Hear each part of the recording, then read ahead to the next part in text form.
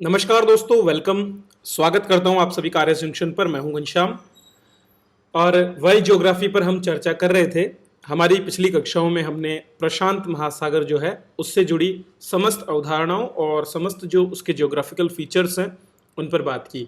सारे हमने स्ट्रेट्स वहाँ पर देखे, सभी द्वीप समूहों पर बात की, सारे जो सागर हैं छोटे छोटे वहाँ की क्लाइमेटोलॉजी पर भी हमने चर्चा कर ली थी। आज की कक्षा में हम विश्व के दूसरे बड़े महासागर, जिसको हम अटलांटिक महासागर या अंध महासागर के नाम से जानते हैं, उस पर चर्चा की शुरुआत करेंगे। कक्षा में आगे बढ़ने से पहले मैं आपको बता देता हूं कि ये कक्षा बड़ी आपके लिए अद्भुत होगी, क्योंकि इसमें 3D मैप के जरिए मैं आपको पूरा समझाने वाला हूं। जो जो लोकेशन है उनको क्लियरली, उनकी बाउंड्रीज आप समझ पाएंगे और कैसे कोई चीज़ कैसे बनी है, उनके पीछे के जो एक्चुअल रीजंस है उन पर भी हम ध्यान देंगे। ठीक है। अच्छा, इस कक्षा के जो नोट्स है वो आपके लिए अवेलेबल हैं हमारी जो एप्लीकेशन है आरएस जंक्शन, या फिर हमारा online.rsjunction.com नाम से जो प्लेटफॉर्म है वहाँ पर। तो यहाँ पर मैंने जो है यही वीडियोस जो मैं आपको दे रहा हूँ यूट्यूब पर, उनको इसमें एक ही जगह पर समाहित करने की कोशिश की है। जैसा कि आप देख सकते हैं सारी कैटेगरीज मैंने यहाँ पर ली हैं। जैसा कि प्रशांत महासागर हमारा पूरा हो जगह है, तो इसकी सारी क्लासेस आप यहाँ पर देख सकते हैं। कंप्लीट क्लासेस का मैंने यहाँ पर डिटेल आपको दिया हुआ है। तो ये मैंने जैसे अपलोड कर दिया। अभी अंध महासागर में जैसे हम अपलोड करेंगे तो उसके बाद आपको ये जो वीडियोस हैं ये भी मिल जाएंगे। सबसे बड़ी खास बात है, आपको जो नोट्स हैं क्लासेस के वो भी यहाँ से मिल रहे हैं। ये देखिए, जैसे प्रशांत महासागर मैंने आपको पढ़ा दिया, तो इसके पूरे नोट्स आपको यहाँ से पीडीएफ फॉर्मेट में, आप चाहो तो इनको प्रिंट भी कर सकते हो। ठीक है। तो ये आपके लिए बहुत ही बेनिफिशियल रहेगा और एक ही जगह पर आपकी परीक्षा की जरूरत का सारा मटेरियल आपको अवेलेबल हो जाएगा। तो बस अभी एप्लीकेशन डाउनलोड करें आरएस जंक्शन और इसको अपनी तैयारी में जोड़ लें ताकि आपको लाभ हो सके।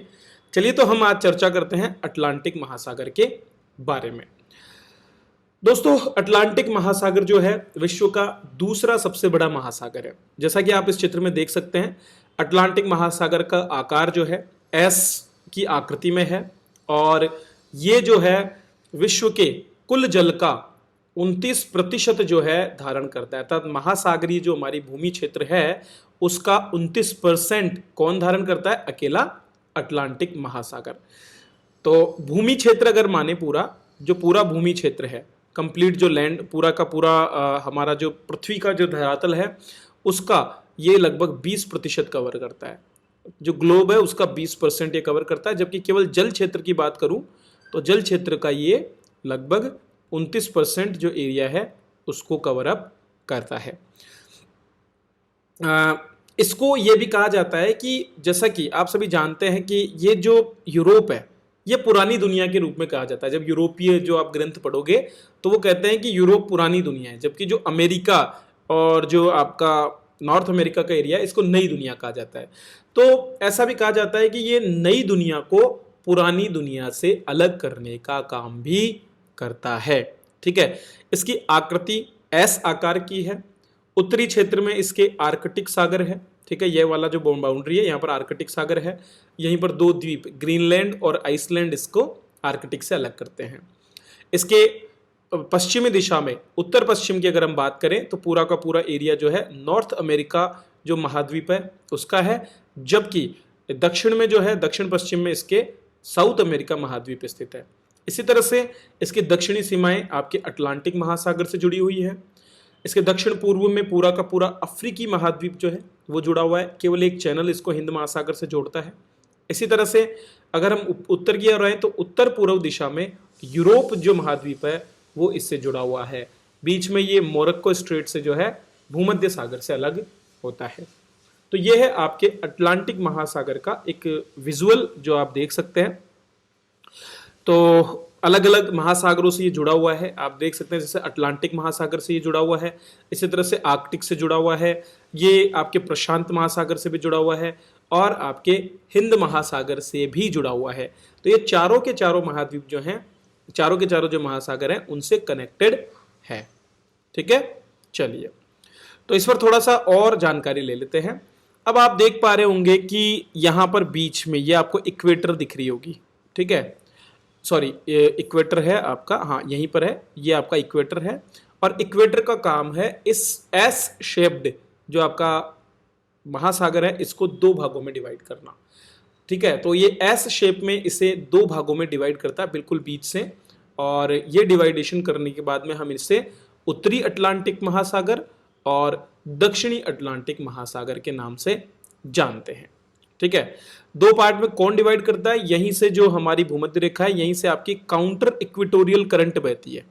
ठीक है, काउंटर इक्वेटोरियल करंट बहती है, जैसे कि प्रशांत में मैंने बताया था आपको, जो दो करंट्स है जैसे कि नॉर्थ, वहां पर नॉर्थ पैसिफिक करंट और साउथ पैसिफिक करंट जो बहती थी, इसी तरह से यहाँ पर भी जो है इक्वेटोरियल करंट्स बहती है, नॉर्थ इक्वेटोरियल करंट और साउथ इक्वेटोरियल करंट तो इधर बहती है, जबकि इन्हीं को काउंटर करने वाली काउंटर इक्वेटोरियल करंट बिल्कुल पश्चिम से पूर्व की ओर बहती है। तो यही जो है जो काउंटर इक्वेटोरियल करंट है, ये इसको दो भागों में विभाजित करती है। अगर आप इनको नहीं समझ पा रहे हैं तो आप पीछे की क्लासेस जरूर देखें, क्योंकि वहां पर मैंने धाराओं पर विस्तार से चर्चा की है कि कौन सी करंट कहां पर स्थित होती है। ठीक है, चलिए कुछ और चीजों पर हम जानकारी ले लेते हैं, कुछ फैक्ट्स हम देख लेते हैं इससे जुड़े हुए। तो अटलांटिक महासागर का अगर क्षेत्रफल की मैं बात करूं तो अटलांटिक महासागर का क्षेत्रफल है लगभग यह इकाई, दहाई, सैकड़ा, हजार, 10,000, लाख, 10 लाख, करोड़, 10 करोड़ किलोमीटर स्क्वायर। ठीक है, 10 करोड़ वर्ग किलोमीटर के करीब इसका क्षेत्रफल है। जैसा बताया 20% ये पृथ्वी की सतह का, जबकि 29% जल सतह का कवर करता है। अगर हम बात करें हमारे प्रशांत महासागर की, तो वो 46% जल क्षेत्र को, जबकि 32% भूमि के भाग को कवर करता है। अटलांटिक महासागर का किस तरह से फैलाव है वो भी हमने अध्ययन कर लिया है। अब हम बात करते हैं अटलांटिक महासागर के तल का, कि अटलांटिक महासागर का तल कैसा है। ठीक है, तो अटलांटिक महासागर के तल की बात करें तो ये चित्र आपको दिख रहा होगा एक, जिसमें आप देख सकते हैं कि अटलांटिक महासागर के बीच से ये एक आपको रेड लाइन सी दिखाई दे रही होगी। ठीक है, दरअसल ये जो रेड लाइन है इसको कहा जाता है मिड अटलांटिक रिज। ठीक है, ये दरअसल जो कुछ यहाँ पर प्लेट्स है, प्लेट टेक्टोनिक्स के अंतर्गत, जिसमें आपके नॉर्थ अमेरिकन प्लेट सम्मिलित है। ठीक है, इसी तरह से यहाँ पर आपके साउथ अमेरिकन प्लेट है, आपके अफ्रीकन प्लेट है और आपकी यूरेशियन प्लेट है। ये प्लेट्स आपस में यहाँ एक दूसरे से दूर जा रही हैं और इसी वजह से जो है यहाँ पर एक रिज का निर्माण हुआ है। तो आप यहाँ देख सकते हैं कि ये जो अलग अलग स्थानों पर मैं निशान बना रहा हूँ, इन स्थानों पर ये आपस में एक दूसरे से दूर जा रही हैं। तो मैंने आपको बताया था प्लेट टेक्टोनिक्स में 3 तरह की गतिविधियाँ होती है। यदि चट्टानें आपस में दूर जाती हैं तो वहाँ पर रिज का निर्माण होता है। ठीक है, इसी तरह से यदि चट्टानें पास में आती हैं तो वो ज्वालामुखी और जो भूकंपीय क्षेत्र के रूप में निर्माण करता है कॉन्टिनेंटल शेल्फ्स का, जहाँ पर एक जो है एक प्लेट दूसरी प्लेट के नीचे धंसती है। जैसे कि ये हमारी यूरेशियन प्लेट वाला जैसे कि ये जो ग्रीन में जो प्लेट्स हैं वहाँ पर आप देख सकते हैं, ये वाली जो ग्रीन प्लेट है यहाँ पर ये इसके नीचे धंस रही है, पास में आ रही है दोनों। और जो ब्लैक बाउंड्रीज देख रही हैं वहाँ पर ये ट्रांसवर्स हैं, मतलब एक तो जहाँ जो है ये देखिए एक प्लेट तो जहाँ एक तरफ जा रही है उसकी विपरीत दिशा में दूसरी प्लेट जा रही है, तो दोनों आपस में एक दूसरे के समानांतर गति करती हैं। ठीक है, तो 3 तरह की प्लेट्स का निर्माण यहाँ पर होता है। अब चूंकि यहाँ पर जो चारों प्लेट्स हैं, चाहे नॉर्थ अटलांटिक प्लेट हो, चाहे नॉर्थ अमेरिकन प्लेट हो, चाहे साउथ अमेरिकन प्लेट हो, या अफ्रीकन या फिर यूरेशियन, ये चारों प्लेटें चूंकि एक दूसरे से दूर जा रही है, तो दूर जाते हुए ये एक रिज का निर्माण कर रही है, जहां से लावा जो है वो लगातार बाहर निकलता है। और ये बाहर निकलने वाला लावा ही जो है जलमग्न पर्वत जो है उनको बनाता है। मतलब लावा बाहर निकलता है, ऊंचाई धारण करता है और वो ठंडे होकर के जल में डूबे हुए पर्वतों का निर्माण करते हैं। हालांकि कुछ क्षेत्र जो है पानी से बाहर भी निकले हुए हैं, जो बाहर आकर के पर्वतों का आकार ले लेते हैं।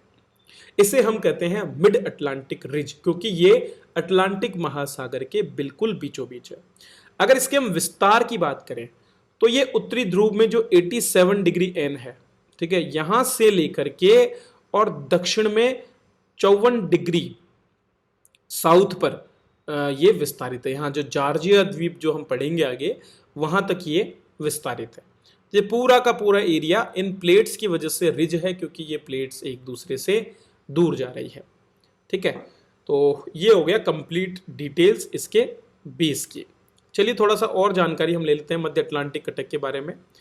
मिड अटलांटिक रिज एक मध्य महासागरीय रिज है, जैसा मैंने आपको बताया, और दुनिया की सबसे लंबी पर्वत श्रृंखला का हिस्सा है, क्योंकि ज्यादातर पर्वत पानी में डूबे हुए हैं इसलिए हम उन्हें देख नहीं सकते, लेकिन पानी के अंदर 4-4 हजार मीटर ऊंचाई तक के पर्वत हमको देखने को मिलते हैं। अच्छा, यहां पर आप देखिए कि जो 3 प्लेट्स हमारी हैं, ये तीनों प्लेट एक स्थान पर एक दूसरे से अलग होती हैं। ठीक है, ये स्थान है आपका, यहां पर देखिए ये वाला बिंदु, ये जो बिंदु है यहां पर तीनों प्लेटें एक दूसरे से अलग होती है, और इसको हम बोलते हैं अजोर ट्रिपल जंक्शन। क्या बोलते हैं? अजोर ट्रिपल जंक्शन। ठीक है, यह अजोर ट्रिपल जंक्शन। तो यहां पर एक तो नॉर्थ अटलांटिक अमेरिकन प्लेट, दूसरी जो है आपकी अफ्रीकन प्लेट, और तीसरी आपकी यूरेशियन प्लेट अलग होती है। तो साउथ अमेरिकन प्लेट यहां पर नहीं जुड़ रही है। ठीक है, इस जंक्शन पे साउथ अमेरिकन प्लेट नहीं जुड़ रही है, तो इसे बोलते हैं हम अजोर ट्रिपल जंक्शन। इसी तरह का एक और ट्रिपल जंक्शन यहां पर भी आपको देखने को मिल रहा होगा, जहां north Atlantic, north American, south American और अफ्रीकन प्लेट्स जो हैं एक दूसरे से अलग हो रही हैं। ठीक है, तो ये आपको ध्यान रखना है कि इस बिंदु पर 4 प्लेटें नहीं, केवल 3-3 प्लेटें ही आपस में जुड़ी हुई, और इसलिए हम इसको ट्रिपल जंक्शन के नाम से जानते हैं। क्यों कहते हैं हम ट्रिपल जंक्शन? इसी वजह से इसको हम कहते हैं। ट्रिपल जंक्शन पर 3 प्रकार की सीमाएं होती है, रिज, ट्रेंच या transform fault.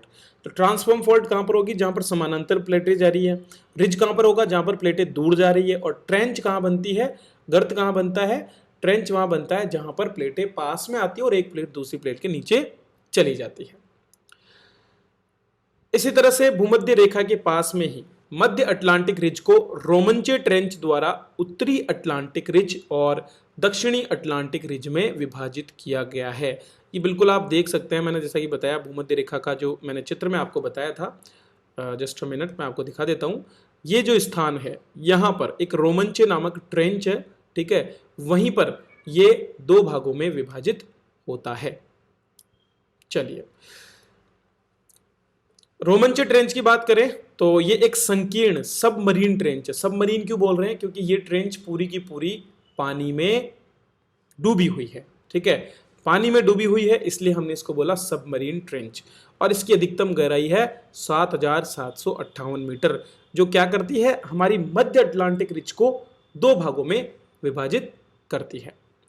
Middle Atlantic ridge का ज्यादातर क्षेत्र पानी के नीचे है। मैंने आपको बताया था पहले भी कि पानी के नीचे ज्यादातर हिस्सा है, लेकिन एक हिस्सा आइसलैंड में, यहाँ पर देखिए ये वाला हिस्सा जो है ये आइसलैंड में क्या है? ये भूमि के बाहर निकला हुआ है, और आइसलैंड में कुछ पर्वतीय श्रृंखलाएं ऐसी पाई जाती है जिनके बीच से गहरी खाई है।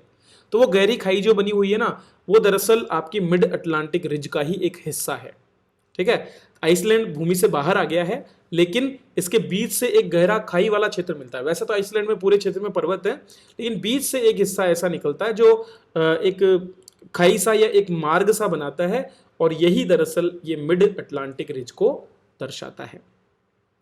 ये रिज जो है औसत रूप से 2.5 सेंटीमीटर, कितना? औसत रूप से 2.5 सेंटीमीटर की गति से प्रति वर्ष जो है प्रसारित हो रही है। मतलब ये दोनों एक दूसरे की जो है दूर जा रही है, तो यहां पर नीचे से लगातार लावा निकलता रहता है। इसी वजह से इस रिज प्रणाली की खोज ने समुद्री तल के प्रसार के सिद्धांत और प्लेट टेक्टोनिक्स के संशोधित रूप में महाद्वीपीय बहाव और विस्तार के वैगनर के सिद्धांत जो है उनको स्वीकृति दी है। तो सी फ्लोर स्प्रेडिंग क्या बताती है? जैसे कि हम देखते हैं दोनों तरफ, तो दोनों तरफ हमको एक जैसी सिमेट्रिक आकार देखने को मिलता है, एक जैसी स्पीशीज हमको दोनों तरफ पाई जाती है। ठीक है, और तो अगर हम मान लीजिए दोनों महाद्वीपों के हिस्सों को जोड़ें, यहाँ पर नॉर्थ अमेरिका हो गया है और ये साउथ अमेरिका है, इसी तरह से यहाँ पर आपका यूरोप है और यहाँ पर आपका अफ्रीका है। अगर आप इनको पास में लाओगे ना, तो आपको बिल्कुल ये एक दूसरे से जुड़ जाएंगे, एक दूसरे को बिल्कुल ढक लेंगे। इसके पीछे रीजन ये है कि हम कह सकते हैं कि लगातार जो ये रिज है इस एरिया से प्लेटें दूर जा रही है और यहाँ पर सी फ्लोर का स्प्रेड हो रहा है। ठीक है, तो एक समानांतर पर्वतों की श्रृंखला पानी में डूबी हुई है नीचे, बिल्कुल समानांतर। मतलब अगर हम बीच में से बिल्कुल बीच से देखें तो उतनी ही दूरी पर इधर भी पर्वत श्रृंखला मिलेगी, इधर भी, फिर इधर मिलेगी और इधर भी। तो ये पूरी की पूरी एक श्रृंखला है पर्वतों की, जो कि मिड ओशनिक रिज के दोनों ओर, ठीक है, पश्चिम में भी और पूर्व में भी फैली हुई है। और इसीलिए हमारा जो समुद्री तल का प्रसार का सिद्धांत है, जिसको हम बोलते हैं theory of sea floor spreading, जिसके अनुसार समुद्र के तल का प्रसार हो रहा है, ये अटलांटिक के बारे में है। ठीक है, क्योंकि प्रशांत महासागर में ऐसा नहीं है।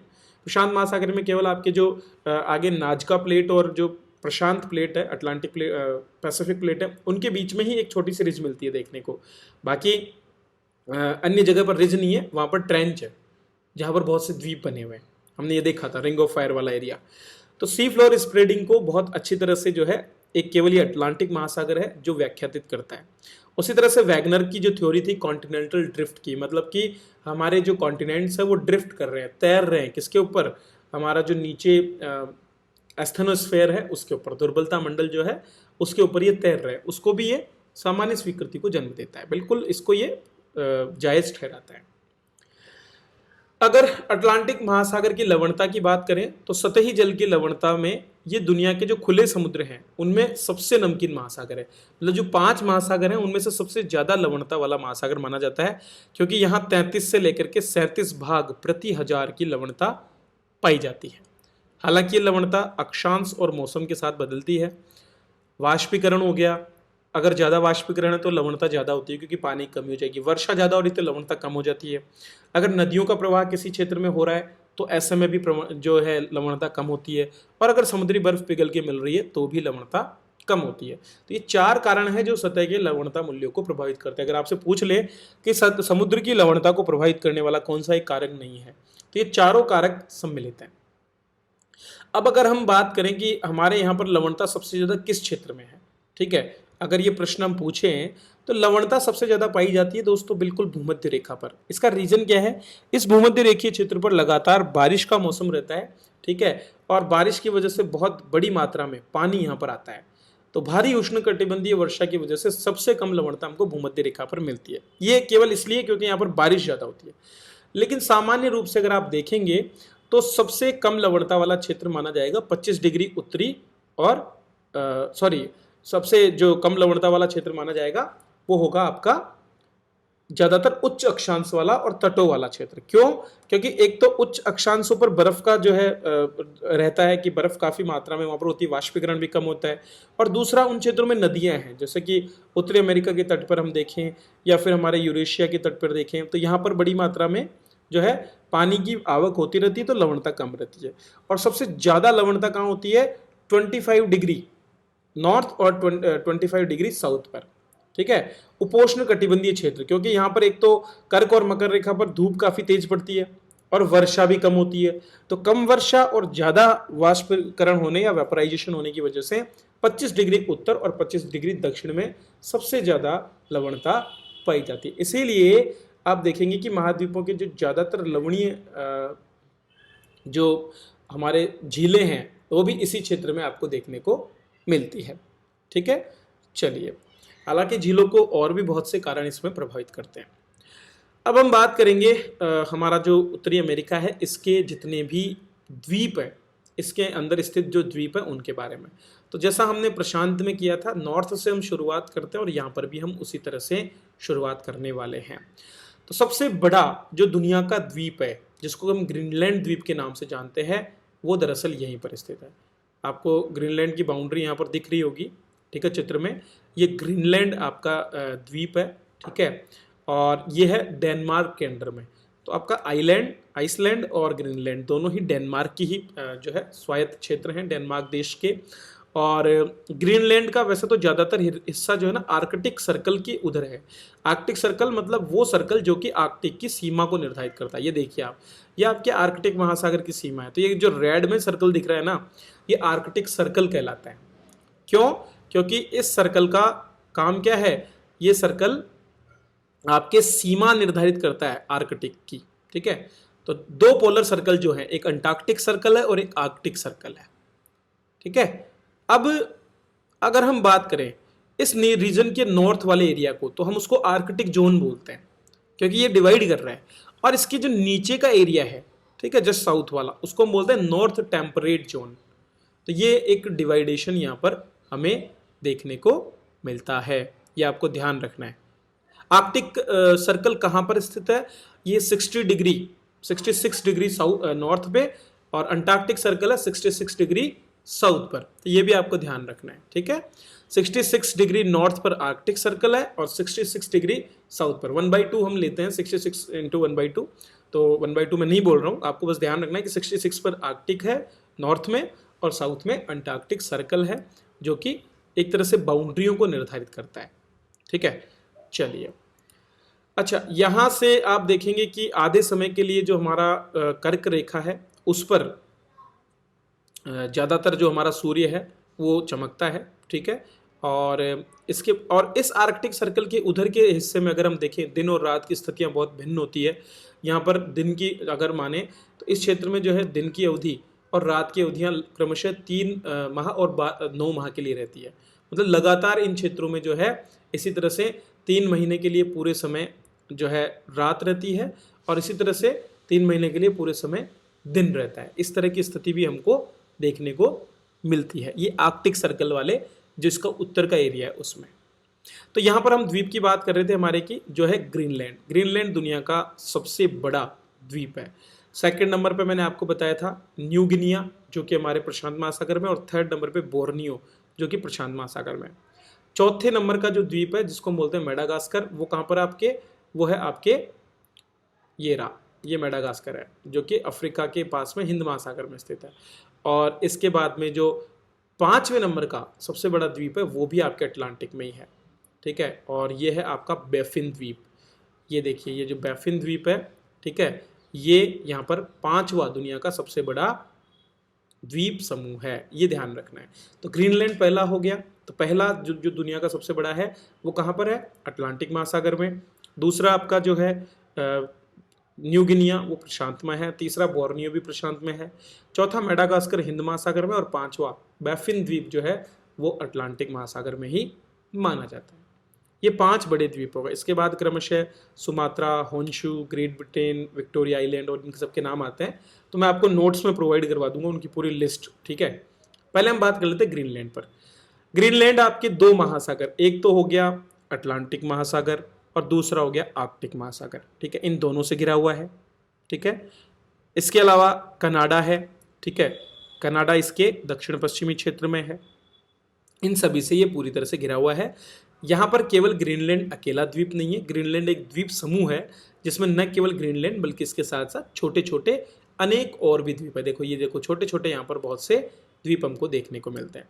पूरा का पूरा ग्रीनलैंड जो है ना बर्फ से ढका हुआ है, पूरा का पूरा बर्फीला द्वीप है। केवल इसका एक क्षेत्र है जहाँ पर थोड़ा सा हमें ऊंचाई देखने को मिलती है। ये वाला जो है, इस एरिया में थोड़ा सा हमको ऊंचाई देखने को मिलती है, लेकिन पूरा ग्रीनलैंड बर्फ से ढका हुआ क्षेत्र, तो यहाँ पर आवास लोगों का काफ़ी कम है। ग्रीनलैंड के लिए कहा जाता है कि ग्रीनलैंड जो है, यहाँ पर एक बेल्ट पाई जाती है जो है green stone belt, Isua green stone belt है। और ये दुनिया में पृथ्वी पर ज्ञात सबसे पुरानी चट्टानें हैं। आज तक जो चट्टानें हमने देखी है उनमें से सबसे पुरानी चट्टानें यहाँ पर है। लगभग 3.7 से 3.8 बिलियन वर्ष पुरानी। पृथ्वी के निर्माण को 5.5 बिलियन वर्ष हो चुके हैं। और पृथ्वी के निर्माण, जैसे कि सूर्य की बात करते हैं तो हम कितना हो गया, 14 बिलियन वर्ष जो है सूर्य के निर्माण को हो चुके हैं। तो 3.7 से 3.8 बिलियन वर्ष पुरानी चट्टानें हमको यहाँ पर मिलती है। और चूंकि ये काफ़ी चट्टानों से भरपूर क्षेत्र है, तो यहाँ पर बहुत मात्रा में प्राकृतिक संसाधन भी मिलते हैं। सोना हो गया, चांदी हो गया, प्लेटिनम हो गया, सीसा, जस्ता, लोहा, कोयला, जल विद्युत और ऐसी बहुत से सोर्सेस ग्रीनलैंड में स्थित है। हालांकि ये इसलिए है क्योंकि इसका दोहन करना काफी मुश्किल है इस क्षेत्र की क्लाइमेट को देखते हुए।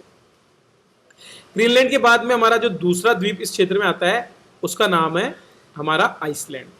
आइसलैंड को देखें तो ये इस आर्कटिक सर्कल पर स्थित है। आर्कटिक सर्कल इसकी नॉर्थ बाउंड्री को बना रहा है। ठीक है, यहाँ पर एक द्वीप है ग्रिम्सी, तो ग्रिम्सी द्वीप जो है वो इसको टच करके निकलता है। तो आर्कटिक सर्कल जो कि एक काल्पनिक रेखा है वो नॉर्थ बाउंड्री बनाती है हमारे आइसलैंड की। आइसलैंड जो है ये, अगर आप ढंग से देखेंगे इसको, तो जो अमेरिका और यूरोप की मुख्य भूमि है, ये तो आपकी अमेरिका की मुख्य भूमि हो गई। ठीक है, और ये आपकी हो गई यूरोप की मुख्य भूमि। तो दोनों की भूमि की अगर हम बात करें तो ज्यादा नजदीक किसके है, यूरोप की। यूरोप के ज्यादा नजदीक हमको ये देखने को मिलता है। लेकिन फिजिकली दूसरी तरीके से देखें तो ये ग्रीनलैंड के ज्यादा नजदीक है। तो ऐसे ये उत्तरी अमेरिका के नजदीक होगी। लेकिन अगर मेनलैंड की बात करें तो मेनलैंड में ये यूरोपीय भूमि के ज्यादा नजदीक में स्थित है। ठीक है, चलिए अब बात करते हैं हम हमारे अगले द्वीप समूह की, जो है आर्कटिक द्वीप समूह। आर्कटिक द्वीप समूह कहां पर स्थित है? आर्कटिक द्वीप समूह आर्कटिक सर्कल में जो कनाडा है इसके उत्तरी छोर पर स्थित है। ठीक है, ये पूरा का पूरा एक द्वीप समूह है। जस्ट अ मिनट, मैं आपको दिखाई देता हूँ। ये देखिए, यहाँ से आपको ग्रीन बाउंड्री में एक द्वीप समूह दिख रहा होगा। ये जो ग्रीन बाउंड्री में पूरा का पूरा क्षेत्र है, ये आर्कटिक द्वीप समूह है। ठीक है, इसको हम कनाडाई आर्कटिक द्वीप समूह भी कहते हैं, क्योंकि बाकी जो बचा हुआ क्षेत्र है वो तो आर्कटिक ओशन में आ जाता है, लेकिन इस पूरे क्षेत्र पर कनाडा का जो है आधिपत्य स्थापित है, इसलिए हम इसको कई बार कनाडाई आर्कटिक द्वीप समूह भी कह देते हैं। ठीक है, चलिए अब कनाडाई आर्कटिक द्वीप समूह में ग्रीनलैंड को छोड़ करके बाकी सारा एरिया है। ये ग्रीनलैंड वाला जो एरिया है ना, ये नहीं है। ये देखिए, ये ग्रीनलैंड वाला जो एरिया है ना, ये अलग चला गया, ये डेनमार्क के टेरिटरी में आ जाता है। उसके अलावा बाकी जो इस क्षेत्र में जितने भी हमको द्वीप दिख रहे हैं, ये सारे के सारे कनाडा के अंतर्गत माने जाते हैं। कनाडा की जो मेन लैंड है उसके बिल्कुल नॉर्थ में। इन्हीं में सबसे बड़ा द्वीप है आपका बैफिन द्वीप, ये वाला। तो कनाडा का ये जो एरिया है इसको बोलते हैं नूनावत। यहाँ पर आपको लिखा हुआ दिख रहा होगा नूनावत। ठीक है, क्या बोलते हैं इसको? नूनावत। तो नूनावत प्रोविंस जो है उसी का हिस्सा इस बाफिन द्वीप को मानते हैं। कनाडा का सबसे बड़ा द्वीप है और दुनिया का 5वां सबसे बड़ा ये द्वीप है। इसी तरह से यहाँ पर एक और द्वीप है जिसको बोलते हैं हम आर्कटिक द्वीप, ये वाला। ये जो द्वीप दिख रहा है ना आपको, यह है आर्कटिक द्वीप। और आर्कटिक द्वीप भी एक बहुत बड़ा द्वीप है और दुनिया का 8वां सबसे बड़ा द्वीप भी इसको माना जाता है। तो इस एरिया के जो 2 बड़े द्वीप हैं उनमें एक तो बैफिन द्वीप है और एक विक्टोरिया द्वीप है। फिर यहाँ प्रिंस चार्ल्स द्वीप भी है और ऐसे बहुत से द्वीप आपको देखने को मिलेंगे, लेकिन वो हमारी चर्चा से अभी बाहर है, तो हम उन पर बात नहीं करेंगे। आगे बढ़ते हैं। अब यहाँ पर इतने द्वीप कम क्यों है? उसका रीजन यही है। उसका रीजन ये है कि यहाँ पर कोई भी ऐसी ट्रेंच वाली बाउंड्री नहीं है जहाँ पर कोई जो है सबडक्ट हो रहा हो या सबडक्शन जोन जहाँ पर बन रहा हो, एक प्लेट जो है ओशनिक प्लेट किसी स्थलीय प्लेट के नीचे जा रही हो, ऐसा नहीं है। ठीक है, नेक्स्ट आता है आपका न्यू फाउंडलैंड। न्यू फाउंडलैंड जो है आपके बिल्कुल कनाडा के पूर्वी दिशा में स्थित है और ये वही स्थान है जहाँ पर आपकी 2 धाराएं आकर के मिलती है, एक तो लैब्राडोर और दूसरी गल्फ स्ट्रीम। और आपको पता होगा जहाँ पर 2 धाराएं मिलती है वहाँ पर बड़ी मात्रा में मछली उत्पादक क्षेत्र होता है। और ये न्यू फाउंडलैंड कोहरा वाला क्षेत्र भी है, क्योंकि जब एक ठंडी और गर्म जलधाराएं मिलेगी तो कोहरे की स्थिति तो बनती है। ठीक है, तो न्यू फाउंडलैंड के पास में बहुत बड़ी मात्रा में जो है क्या पकड़ी जाती है? मछलियाँ भी पकड़ी जाती है। ये लैब्राडोर का जो क्षेत्र है उसी में सम्मिलित है न्यू फाउंडलैंड जो है। दरअसल न्यू फाउंडलैंड और लैब्राडोर एक प्रोविंस है, एक राज्य के रूप में है कनाडा के में। ये उत्तरी अमेरिका की मुख्य भूमि है, इससे पूर्वी तट पर स्थित सबसे बड़ा द्वीप माना जा सकता है। ठीक है, और सबसे ज्यादा आबादी वाला हिस्सा भी है। अब ये 2 जगह से अलग हो रहा है। एक जगह तो आप देख रहे हो यहाँ पर कैप ब्रेटन आइलैंड होगा। ठीक है, एक तो कैप ब्रेटन आइलैंड है, इसको कैबोट जलसमुद्र है यहाँ पर, वो अलग करता है। ठीक है, उस पर हम आगे पढ़ेंगे। दूसरा, इसी न्यू फाउंडलैंड को जो मेन लैंड है कनाडा का, उससे भी अलग कर रहा है आइल जलसमुद्र। इस जगह पर बिल्कुल यहाँ से जो है आइल जलसमुद्र निकलता है, वो यहाँ से इसको अलग कर रहा है। ठीक है, एक और चीज ये क्या करता है, जो सेंट लॉरेंस रिवर है ना, जो कि आपकी कहाँ से आ रही है? कनाडा से। ये सेंट लॉरेंस रिवर का मुहाना जो है उसको बनाता है, रोक देता है। सेंट लॉरेंस रिवर जो है इसके मुहाने को रोक रहा है ये द्वीप, और इसीलिए दुनिया का जो सबसे बड़ा मुहाना है वो कहाँ पर है? वो यहीं पर है। सेंट लॉरेंस की खाड़ी जो है वो दुनिया का सबसे बड़ा मुहाना या एस्चुरी कहलाता है। ठीक है, तो जब पानी जब नदियाँ फैलाती है किसी जगह पर आकर के जब लास्ट में समुद्र में जाती है तो वहाँ पर क्या होता है? वहाँ पर पानी जो है फैल जाता है पूरा, क्योंकि प्रवाह कम हो जाता है धीरे धीरे, तो बहुत बड़े क्षेत्र में। तो यहाँ पर दुनिया का सबसे बड़ा एस्चुरी जो है, जिसको हम सेंट लॉरेंस की खाड़ी कहते हैं, जो सेंट लॉरेंस नदी का मुहाना है, वो यहाँ पर बनता है। और ये किसकी वजह से है? वो आपके इसी न्यू फाउंडलैंड द्वीप की वजह से, क्योंकि ये क्या कर रहा है? ये इस पानी को जाने नहीं दे रहा तेजी से आगे, ये यहाँ पर इसको रोक रहा है, और इसी वजह से जो मुहाना है वो काफी बड़ा हो गया है। चलिए आगे बढ़ते हैं और बात करते हैं हमारे अगले द्वीप समूह की। यहाँ पर छोटे छोटे और भी द्वीप हैं, ये तो मेनलैंड से जुड़ा हुआ एरिया है। ठीक है, पर वो बाकी सभी इसी में सम्मिलित हैं। इसके बाद में आपको उत्तरी अमेरिका के तट पर कोई और द्वीप समूह नहीं दिखेगा, फिर आपको द्वीप समूह दिखता है यहाँ पर आकर के। ठीक है, अब आपका प्रश्न आएगा कि सर इसी क्षेत्र में आकर के द्वीप समूह क्यों दिख रहे हैं? चलिए, तो उसका भी रीजन हम देख लेते हैं। दरअसल मैंने आपको बताया था कि यहाँ पर देखिए 2 प्लेट्स हैं। यहाँ पर 2 प्लेट्स आपको दिख रही होंगी, एक तो है आपकी कोकोस प्लेट और एक है आपकी कैरेबियन प्लेट और एक है यहाँ पर नॉर्थ अमेरिकन प्लेट। तो नॉर्थ अमेरिकन प्लेट तो गति कर रही है इस तरफ, ठीक है, और कैरेबियन प्लेट गति कर रही है इसी तरफ। तो दोनों समांतर गति कर रही हैं और समांतर गति करते हुए इस स्थान पर जो है एक रिफ्ट सी बन रही है और इसी की वजह से जो है यहाँ पर द्वीपों का निर्माण भी हुआ है।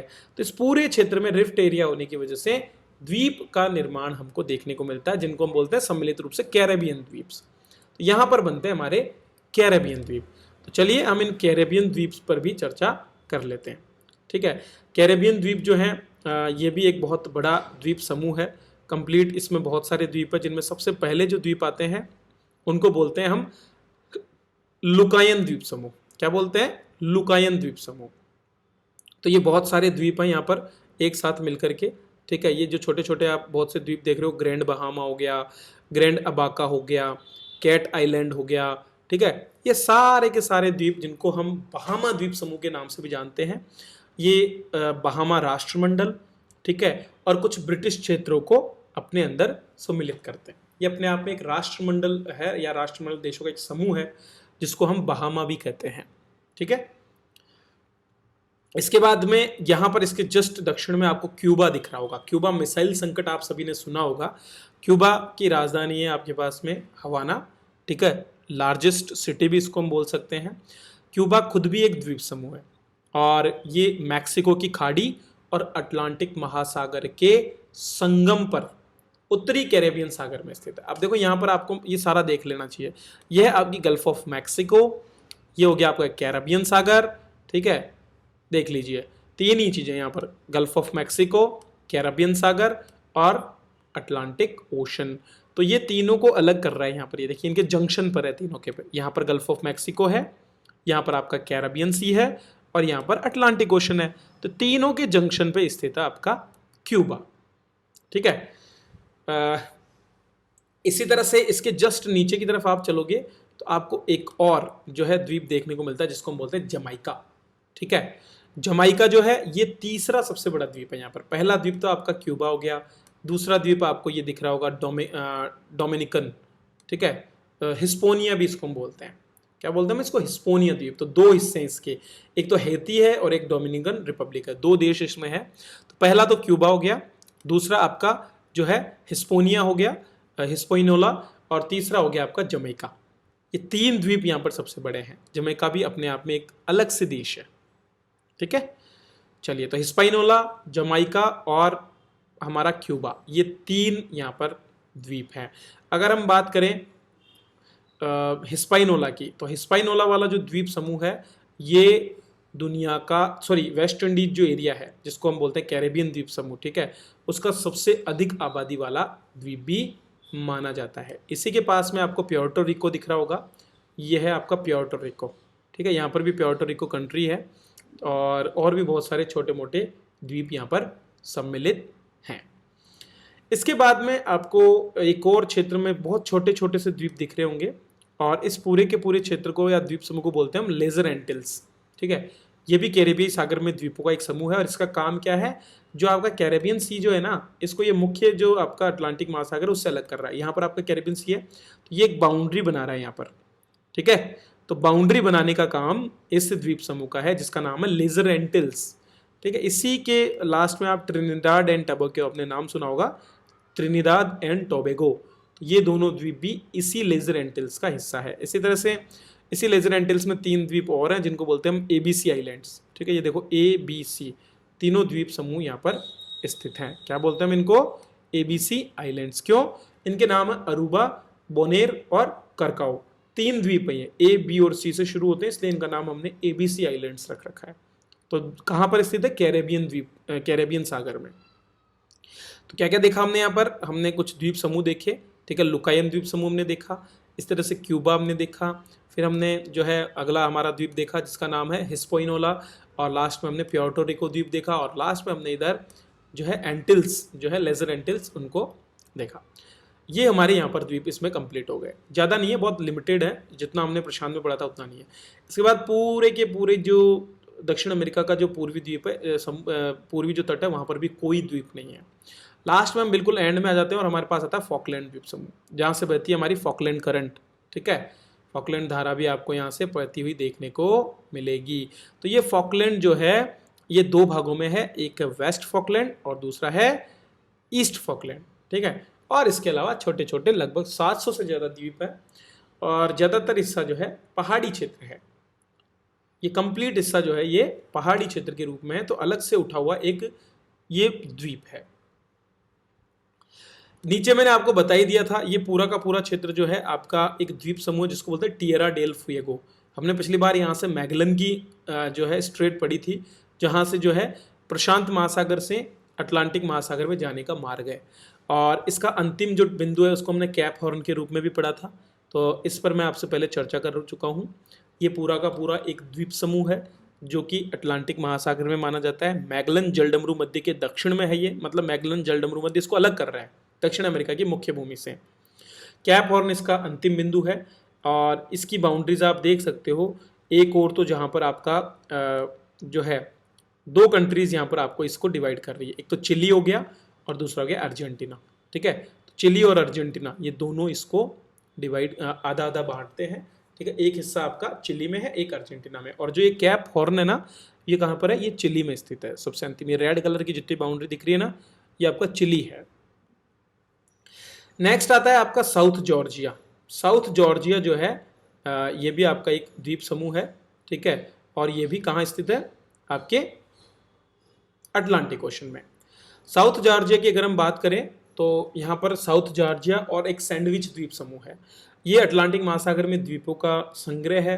तेजी से ये लगातार उठ रहे हैं ऊपर और ऊबड़ खाबड़ एरिया है, ठीक है। और लगातार चूंकि ये बहुत ही निचले क्षेत्र में है, जो सदर्न ओशन की हम बात करें, ठीक है, उसके पास में है ये, तो 45 डिग्री तक चले जाने की वजह से इस क्षेत्र में हमेशा बर्फ़ जमी रहती है, क्योंकि काफ़ी हाइट पर हैं और हाइट पर होने की वजह से इनमें बर्फ़ जमी रहती है।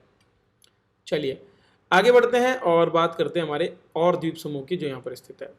एक छोटा सा द्वीप समूह आपको यहाँ पर भी दिख रहा होगा और इसका नाम है साउथ जॉर्जिया या सैंडविच द्वीप समूह, ठीक है। वो इसी साउथ जॉर्जिया का हिस्सा है। अब हम चलते हैं आगे और बात करते हैं हमारे अफ्रीकी तट की। अफ्रीकी तट पर भी आपको ज़्यादा मात्रा में कोई द्वीप नहीं देखने को मिलेंगे, इवन कुछ भी नहीं है। सीधा हम आगे जब बढ़ते हैं तो हमारा एक ही जो है हमको द्वीप मिलता है देखने को, और इसका नाम है सेंट हेलेना। सेंट हेलेना एक छोटा सा द्वीप है, ठीक है। ब्रिटिश टेरिटरी में ये है वर्तमान में। और किसी समय जब कोई भी जो जहाज़ हैं वे यूरोप से होते हुए और कहाँ जाते थे, आपके प्रशांत जो हिंद महासागर है उस क्षेत्र में जाते थे, तो यहाँ पर वो रुकते थे, ठीक है। तो दक्षिण एशिया और दक्षिण अफ्रीका में यूरोप जाने वाले जहाज़ों के लिए पड़ाव स्थल था। बाद में जो दास लेकर जाए जाते थे, उन दासों को ले जाने के लिए जब स्लेव प्रथाएं चलती थी, उस समय भी इस क्षेत्र का काफ़ी उपयोग किया गया है। बरमूडा के बाद में यूनाइटेड किंगडम की अगर हम बात करें तो उसका दूसरा सबसे पुराना विदेशी क्षेत्र है और आज भी इस पर ब्रिटेन का ही राज माना जाता है। आगे बढ़े और देखते हैं अगला हमारा कौन सा है स्टॉप। तो ये देखिए, ये आपका एक और द्वीप समूह है जिसको हम बोलते हैं केप वर्दे। क्या बोलते हैं, केप वर्दे। बिल्कुल जो उत्तर पश्चिमी अफ्रीका है उसकी मुख्य भूमि से ये दूर है थोड़ा सा। जो ये देखिए सेनेगल जो है वहाँ से स्ट्रेट ये उसी अक्षांश पर है जिस पर सेनेगल स्थित है। इसी में सैन डियागो भी आपको दिख रहा होगा, ठीक है। सैन डियागो जो है ये भी एक द्वीप है, तो सैन डियागो यहाँ पर आपको दिख रहा होगा। सेंट अंटाओ है और इस पूरे को हम बोलते हैं केप वर्दे। लगभग 10 ज्वालामुखी द्वीप है यहाँ पर। कितने, 10 ज्वालामुखी द्वीप। और यहाँ पर चूंकि ये बिल्कुल अलग थलग है, तो ऐसे स्थानों पर ज़्यादातर एंडेमिक स्पीशीज़ जो होती है ना जीवों की, जो कि एक विशेष जीव की किस्में हैं, वो विकसित हो जाती है। तो यहाँ पर भी केप वर्दे में भी इसी तरह की स्पीशीज़ हमको देखने को मिलती है। नेक्स्ट आपका जो द्वीप समूह आता है, उस द्वीप समूह को हम किस नाम से जानते हैं, अजोर द्वीप समूह। मैंने आपको बताया था कि ट्रिपल जंक्शन है यहाँ पर एक, ठीक है। क्या है, एक ट्रिपल जंक्शन है। तो अजोरेस का द्वीप समूह इसी ट्रिपल जंक्शन पे उत्तरी गोलार्ध में है। यहाँ पर 3 प्लेटें, उत्तरी अमेरिकी प्लेट, यूरेशियन प्लेट और अफ्रीकी प्लेट जो है वो तीनों एक दूसरे से मिल रही हैं और एक ट्रिपल जंक्शन पे स्थित होने की वजह से ही, चूँकि यहाँ पर कुछ ऐसी प्लेट टेक्टोनिक्स की गतिविधियाँ होती है जिससे इन द्वीपों का निर्माण हुआ है। इसके बाद हम आगे बढ़ते हैं और पहुँच जाते हैं हमारे ब्रिटिश द्वीप समूह पर, ठीक है। क्या नाम है इसका, द ब्रिटिश आइसेल्स, ठीक है, या ब्रिटिश द्वीप समूह। तो ब्रिटिश द्वीप समूह में बहुत से द्वीप हैं जिनमें आपका ग्रेट ब्रिटेन आ जाता है, आपका आयरलैंड आ जाता है, ठीक है, आइल ऑफ मैन आ जाता है, और ऐसे बहुत से छोटे छोटे लगभग 6000 से ज़्यादा द्वीप इस जगह पर मौजूद हैं, ठीक है। और ये आपके फ्रांस के पास जो चैनल आइलैंड्स है उनको भी अपने आप में समाहित करता है। अंत में आपका एक छोटा सा और भी आइलैंड है और इसका नाम है फरो आइलैंड। फरो आइलैंड भी डेनमार्क का ही हिस्सा है, ठीक है। स्कॉटलैंड जो एरिया है वहाँ से बिल्कुल, उससे लगभग 320 किलोमीटर है स्कॉटलैंड का जो हमारा एरिया आ जाता है, उससे 320 किलोमीटर ये दूर है, और इसको भी डेनमार्क के अंतर्गत ही रखा गया है। तो ये हो गया हमारा अंतिम आइलैंड जो कि आपके अटलांटिक महासागर में स्थित है। तो देखिए हमने कितने सारे आइलैंड्स के बारे में चर्चा कर ली और हमारा कितना समय निकल गया हमें पता भी नहीं चला। तो आई होप आपको ये सारा क्लियर हो गया होगा। छोटे छोटे द्वीप हैं जिनको आपको याद रखना है, क्योंकि इनसे जुड़े प्रश्न कई बार परीक्षा में पूछ लिए जाते हैं। इसी के साथ मैं आपसे विदा लेता हूँ। अगली कक्षा में हम यहाँ पर स्थित प्रमुख सागरों और जो बहुत से स्ट्रेट्स हैं उन पर चर्चा की शुरुआत करेंगे। तब तक के लिए आप सभी का बहुत बहुत धन्यवाद।